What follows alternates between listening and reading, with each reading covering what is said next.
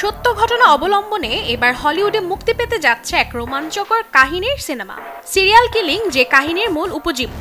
সিনেমার নাম the man in the white van.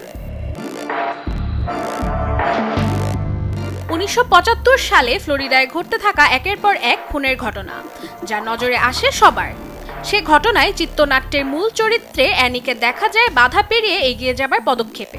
পুরো সিনেমায় বারবার দেখা যাবে একটি অভিশপ্ত সাদা ভ্যান, যা কিনা অ্যানিকে নিয়ে যায় এক ভয়ঙ্কর দুঃস্বপ্নের দিকে।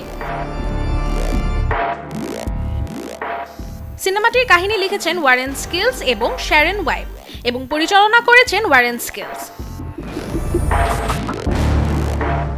সিনেমার ট্রেলারে বেশ নিখুঁতভাবেই পরিচালক গল্পের এক একটি উত্তেজনার মুহূর্তগুলোকে ফুটিয়ে তুলেছেন।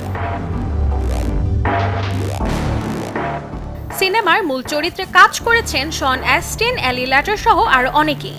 যারা রহস্যময় বা থ্রিলার মুভি দেখতে ভালোবাসেন তাদের জন্য একটি মাস্ট ওয়াচ মুভি হতে পারে the man in the white van.